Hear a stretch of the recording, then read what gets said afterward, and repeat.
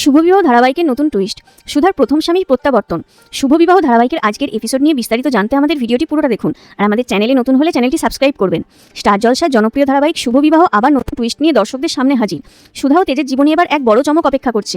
সদ্য প্রকাশিত প্রমোতে দেখা যাচ্ছে সুধার প্রথম স্বামী ফিরে এসেছে।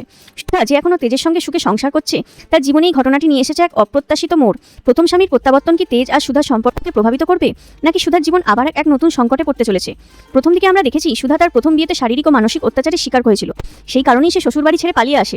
পরবর্তীতে তেজের সঙ্গে তার বিয়ে হয় এবং সে নতুন জীবনে দিকে এগিয়ে যায়। কিন্তু এখন পুরো সম্পর্ক তার বর্তমান জীবনে ফিরে আসায় গল্পের মোড় একেবারে বদলে যেতে পারে। ধারাবাহিকের এই নতুন পর্বগুলি নিয়ে দর্শকদের মধ্যে উত্তেজনা তুঙ্গে। প্রোমো দেখার পর অনেকেই অনুমান করেছেন তেজ আর সুধার সম্পর্ক কি তবে ভাঙনের মুখে পড়বে, নাকি সুধা তার প্রথম স্বামীর বিরুদ্ধে দাঁড়িয়ে নিজের সুখের জীবন বাঁচিয়ে রাখবে।